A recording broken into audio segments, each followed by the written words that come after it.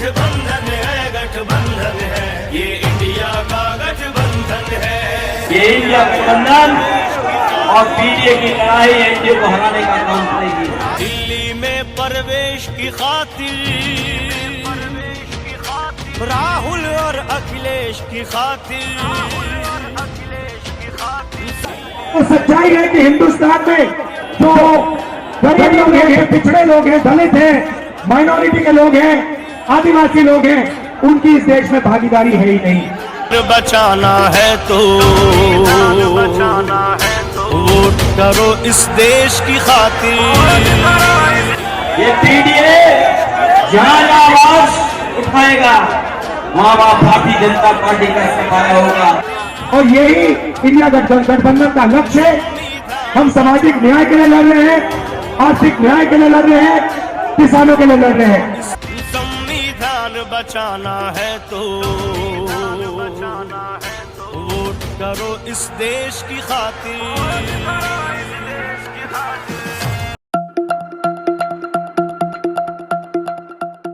नमस्कार। उत्तर प्रदेश की राजनीति बहुत तेजी से बदलती जा रही है और उत्तर प्रदेश की राजनीति में एक गठबंधन दिखने लगा है, उम्मीदों का गठबंधन। एक गठबंधन जिसमें उम्मीदें भरी पड़ी हैं, विचारधारा की उम्मीद, एकजुट संघर्ष की उम्मीद, साझेपन की उम्मीद, बेबाक, निडर, बेखौफ संघर्ष की उम्मीद। जी हां, हम बात कर रहे हैं कांग्रेस पार्टी और समाजवादी पार्टी के बीच हुए गठबंधन के बाद भारत जोड़ो न्याय यात्रा में इन दोनों पार्टियों के दो सबसे बड़े नेताओं का एक साथ खड़ा होना। ये एक साथ आना केवल दो दलों का एक साथ आना नहीं है, ये चुनावी गठबंधन जैसा नहीं दिखता, ये विचारधारा के गठबंधन की तरह दिखने लगा है। ये एजेंडे और मुद्दों पर बने गठबंधन की तरह खुद को साबित कर रहा है। आप गौर से सुनेंगे तो आपको अखिलेश यादव जी की बातचीत में पीडीए ही एनडीए को हराएगा इस स्लोगन के साथ इस देश की 90% वंचित, शोषित, कमेरा आवाम के लिए एक उम्मीद दिखेगी। और आप इसी गंभीरता से कांग्रेस पार्टी के बड़े नेता राहुल गांधी को सुनेंगे तो जाति जनगणना से लेकर उसी 90% आवाम के लिए न्याय की संकल्पना दिखेगी। तो पीडीए और न्याय की संकल्पना दोनों मिलकर के बीजेपी के सामने भारी पड़ने वाले हैं। आज की वीडियो में इसी का विश्लेषण करेंगे, सिलसिलेवार विश्लेषण करेंगे। मगर पहले इन तस्वीरों को एक बार फिर से देखते हैं। ये तस्वीरें, इन तस्वीरों को देखकर वे लोग क्या सोच रहे होंगे जो अपना दिल और दल दोनों हार गए। शायद कहने को तो वो यही कह रहे कि शुभकामनाएं हैं, हम तो इधर आ गए, लेकिन दिल से आवाज आ रही होगी कि काश अगर सब कुछ ठीक रहा होता तो इस जीप पर एक और चेहरा होता जिसके दिल में बिल्कुल वही न्याय की बातें थीं, पीडीए की बात थी, मगर वो बहुत जल्दी दिल हार गया। इसलिए मैं कह रहा हूं कि ये तस्वीर उत्तर प्रदेश की राजनीति को बदलने जा रही है। चुनाव में कितनी सीटें आएंगी और इसका परिणाम अंतिम रूप से क्या होगा, ये कहना अभी जल्दीबाजी होगी, मगर ये गठबंधन उम्मीदों का साथ बन करके एक बार फिर से सामने आ गया है। और इस बार का गठबंधन पहले की तुलना में इस मायने में अलग है जिसका विश्लेषण आज की वीडियो में करेंगे। ये मुद्दों का गठबंधन है। ये गठबंधन इस बात की पुख्ता तायीद करता है कि हमने विचारधारा के नाम पर सामाजिक न्याय को, समाजवाद को और संविधान को एकजुट कर लिया है। सामाजिक न्याय, आर्थिक न्याय और राजनीतिक न्याय की संकल्पना के साथ राहुल गांधी जी की भारत जोड़ो न्याय यात्रा उत्तर प्रदेश में आने वाली थी। तमाम तरह से कयास और अटकलें लगाई जा रही थी। पत्रकारों ने अखिलेश यादव जी से पूछा कि क्या आप इस भारत जोड़ो न्याय यात्रा में शामिल होंगे। उन्होंने कहा कि अभी तो कोई निमंत्रण नहीं मिला, मिलेगा तो सोचेंगे। कांग्रेस पार्टी की तरफ से निमंत्रण भेजा गया। समाजवादी पार्टी की तरफ से एक पत्र जारी हुआ कि रायबरेली या अमेठी, इन दोनों में से किसी एक जगह अखिलेश यादव जी खुद राहुल गांधी जी की यात्रा में शामिल होंगे।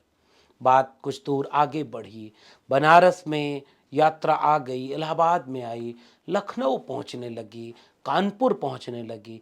अथाह भीड़ और जनसैलाब इस यात्रा के साथ था, मगर लोगों के जहन में एक सवाल था कि अखिलेश यादव जी इस यात्रा में कब शामिल होंगे भी या नहीं, क्योंकि लगता है गठबंधन टूटने जा रहा है। मगर इन तमाम सवालों और साजिशों को धता बताते हुए इंडिया गठबंधन कामयाबी से होता है और खुद अखिलेश यादव जी ये निर्णय लेते हैं कि वो आगरा में इस यात्रा में शामिल होंगे। और उसके बाद की ये तस्वीरें, ये जन सैलाब, ये उमड़ती आंखों का सैलाब, ये भीड़ बताती है कि इन नेताओं के चेहरों में एक उम्मीद देखते हैं नौजवान। वो उम्मीद जो राहुल गांधी को सुनते हुए ये महसूस करते हैं कि डरना नहीं है तो बब्बर शेर है। वो उम्मीद जो अखिलेश यादव जी की बातों में महसूस करते हैं कि जैसे लगता है आपके घर का कोई भाई, आपके घर का कोई बेटा, आपके घर का कोई नेता आपकी पीड़ा और दर्द को अपनी जबान से आवाज दे रहा है। इसलिए ये जनसैलाब उमड़कर सामने आया। और उत्तर प्रदेश के आगरा शहर से आने वाली तस्वीरों ने भाषणों में एक तेवर पैदा कर दिया। राहुल गांधी जी जो लगातार एक बात कहते चले जा रहे कि नफरत के बाजार में मोहब्बत की दुकान खोलने आया हूं, और इस बात को आगे बढ़ाते हुए समाजवादी पार्टी के मुखिया आदरणीय अखिलेश यादव जी ने आदरणीय राहुल गांधी जी की बात को जोड़ते हुए कहा कि ये शहर ही मोहब्बत का है, जो नफरत दिलों से ख़त्म करके लोगों के दिल में मोहब्बत का पैगाम भरता है। और उसके बाद शुरू हुई यात्रा।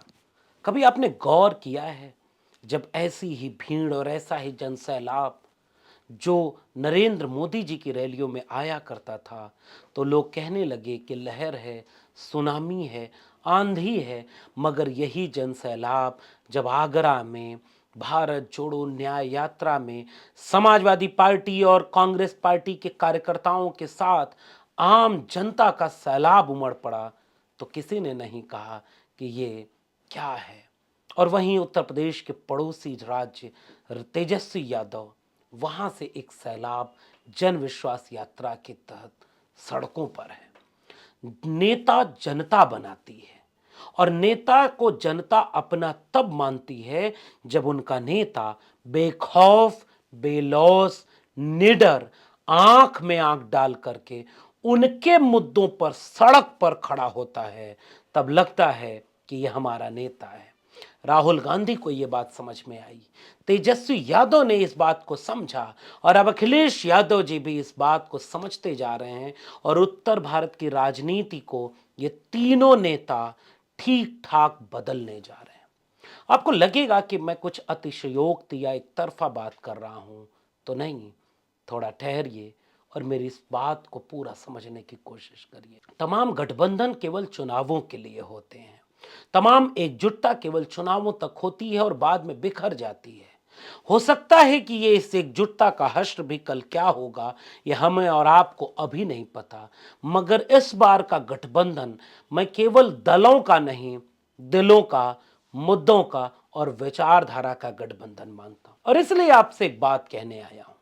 कल्पना करिए पीडीए क्या है, कल्पना करिए सामाजिक न्याय की बात कौन कर रहा है, और कल्पना करिए बिहार का बात अगले वीडियो में करेंगे कि वहां भी एक निडरता कैसे कायम है।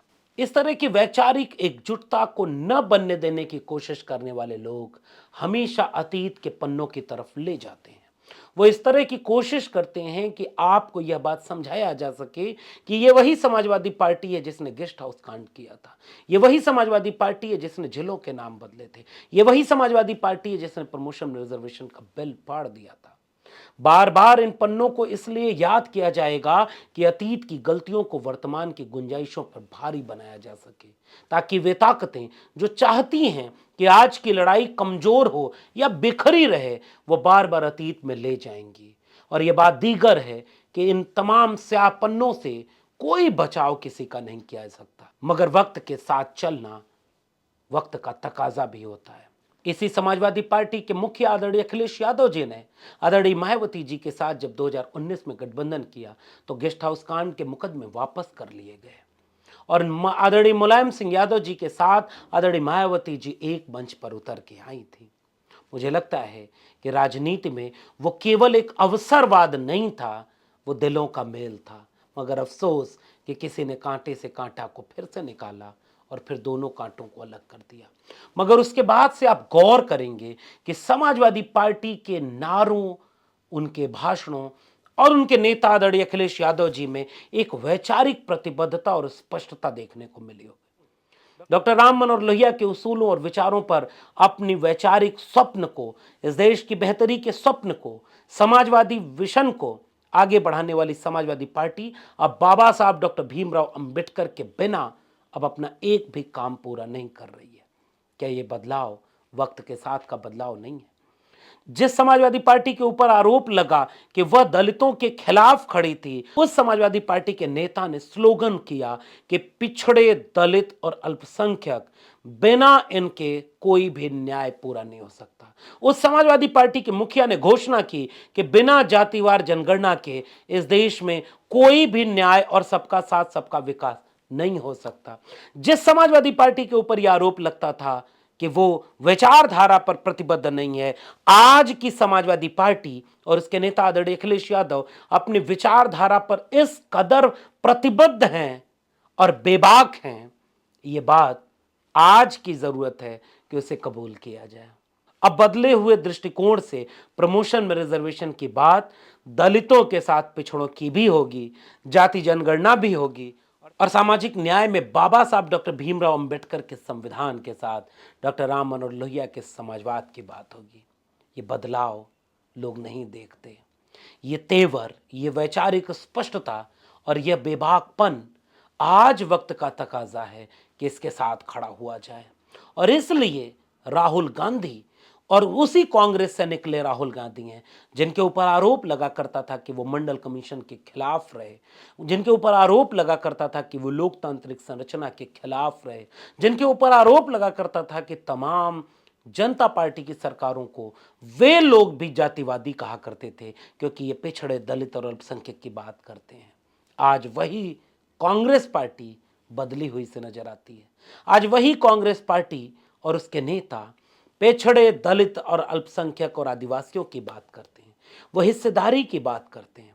वो वही नारा बोल रहे हैं जो समाजवादी आंदोलन का नारा हुआ करता था, जिसकी जितनी संख्या भारी उसकी उतनी हिस्सेदारी। मनोहरकांक्षी राम के इस नारे को अब आगे बढ़ाने का वक्त है। इसलिए कांग्रेस पार्टी के नेता में आपको वह तेवर दिखेगा जो एक बदलाव का परिचायक है। इसलिए मैं आपसे ये कहने आया हूं कि ये जो गठबंधन है वो उस एकजुटता और विचारधारा का है, वह एजेंडे का है। दोनों जातिवार जनगणना की बात करते हैं, दोनों सामाजिक न्याय की बात करते हैं। पीडीए से लेकर के न्याय तक की यात्रा एक उम्मीदों का गठबंधन है। और इसलिए मैंने ये बात कही कि चुनाव में कितनी सीटें कौन पाता है, अब ये बात बाद की है। मगर आज साफ साफ विचारधारा की लड़ाई में उत्तर भारत अपने 3 नेताओं के साथ खड़ा है, तेजस्वी यादव, अखिलेश यादव और राहुल गांधी।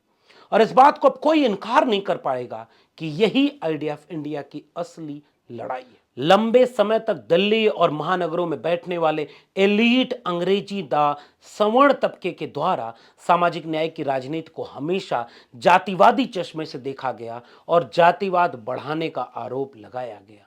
मगर वक्त बदला और अब यह भारत वैचारिक प्रतिबद्धता की लड़ाई में आरएसएस और बीजेपी की विचारधारा के सामने सामाजिक न्याय की विचारधारा के साथ खड़ा है, जिसके पास धर्म और आस्था को भावनात्मक इवेंट बना देने का हुनर पता है। वो राम की बात करेंगे क्योंकि काम उन्होंने किया नहीं, इसलिए वो राम के नाम पर पूरे देश को गोलबंद करेंगे। और लगेगा कि राम से भी काम नहीं चल पा रहा है तो इंडिया गठबंधन को तोड़ो, भारत रत्न बांट दो, लोगों का दिल जीत लो, दरवाजे खिड़कियां खोल दो, फिर भी बात ना बने तो कैमरा लेकर के समुद्र के नीचे उतर जाओ। क्योंकि धर्म के नाम पर आरएसएस और बीजेपी चाहती है कि चुनाव प्रचार हो, क्योंकि अगर काम के नाम पर प्रचार होता तो बीजेपी का स्लोगन होता कि 2 करोड़ प्रतिवर्ष रोजगार देने की बात हमने कहा था, देखो 5 करोड़ प्रतिवर्ष दे दिया। 15 लाख आना था ना, 15 लाख आना था ना अकाउंट में, 20-20 आ गया। 100 स्मार्ट सिटी, ये देखो 1000 की लिस्ट है। 100 स्मार्ट गांव कहा था ना, ये देखो 500 स्मार्ट गांव बना दिया। बुलेट ट्रेन चलाने को कहा था, लोकल ट्रेन सब बंद हो गई है। पूरे देश की पटरियों पर केवल बुलेट ट्रेन दौड़ रही है। अच्छा, किसानों की आय दोगुनी करनी थी, हमने किसानों की इतना आय 5 गुना कर दी कि उस आय को रोकने के लिए किसान आंदोलन कर रहे हैं कि नहीं नहीं इतना हमारा हित मत कर दीजिए। मजदूरों को कुछ नहीं मिला, अरे इतना सब दे दिया कि अब ट्रेड यूनियन को ही खत्म कर दिया मजदूरों ने। शिक्षा नहीं है, शिक्षा फ्री कर दी, पूरे देश में अब फ्री में अच्छी गुणवत्तापूर्ण शिक्षा मिलती है। अच्छा, चीन को लाल आंख दिखाना था, अरे आधा चीन कब्जा लिया। पाकिस्तान को लव लेटर लिखना बंद कर देना था, थर थर कांप रहा है, खत्म हो गया पाकिस्तान। अच्छा, रुपए की कीमत डॉलर की तुलना में गिरानी थी, अब देखो एक डॉलर में 40 रुपए मिलते हैं। पेट्रोल अब 30 रुपए लीटर आप भी भरवा रहे होंगे ना। एलपीजी सिलेंडर तो इतना सस्ती हो गई क्योंकि नाली के गैस पर सबने एक पाइप लगाकर चाय बनाना शुरू कर दिया। ये सारे काम गिनाती अगर बीजेपी 10 साल में अपने काम पर फोकस की होती, लेकिन उसने केवल राम पर फोकस किया। इसलिए अब आपके बीच में वो अपनी विचारधारा लेकर जाएंगे, धर्म की विचारधारा, सांप्रदायिक विचारधारा। और इस विचारधारा की काट अगर किसी के पास है तो वो सामाजिक न्याय की विचारधारा के पास है, जातिवार जनगणना की विचारधारा के पास है, सामाजिक न्याय, आर्थिक न्याय और राजनीतिक न्याय की विचारधारा के पास है। और इसलिए मैं कह रहा हूं कि ये गठबंधन दिलों का है, मात्र दलों का नहीं है। जो तेवर अखिलेश यादव जी की जाति जनगणना पर रहा, वही तेवर आज आप राहुल गांधी जी में देखेंगे।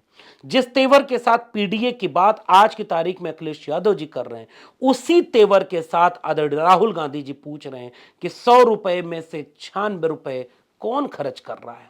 जिस तेवर के साथ आदरणीय अखिलेश यादव जी बार बार पूछते रहे कि बताओ इस देश में हजारों साल के शोषण और अन्याय अत्याचार से बराबरी का समाज कब बनेगा, ये शूद्र अगर आपके ढाल न बने तो आप कभी सरकार में नहीं आ सकते, उसी तेवर के साथ आज अखिलेश यादव जी के साथ कंधे से कंधा मिलाकर राहुल गांधी जी भी ये बात पूछ रहे हैं कि बताओ इस देश में पिछड़े, दलित, आदिवासी, उद्योगपति कितने हैं, ज्वाइंट सेक्रेटरी कितने हैं। यही तो हमारी लड़ाई थी और यही वैचारिक लड़ाई बीजेपी और आरएसएस को रोकेगी और यही वैचारिक लड़ाई अब उत्तर प्रदेश को एक नई समीकरण में जोड़ेगी। और ये बदला हुआ दृश्य देखकर ओम प्रकाश राजभर जी हों, जयंत चौधरी जी हों, आदरणीय नीतीश कुमार जी हों, इस बात को महसूस करेंगे कि जिस इंडिया गठबंधन को हम बिखरता हुआ देख रहे थे वह तो अब एकजुट हो गया। अगर इनके कार्यकर्ता जमीन पर कायदे से उतर जाएं तो ये बात दीगर होगी कि आने वाले वक्त में यह सब कुछ इतना सकारात्मक दिशा में जाएगा कि फकीर को कुछ और सोचना पड़ेगा। आपका क्या मानना है नीचे कमेंट बॉक्स में जरूर बताइएगा।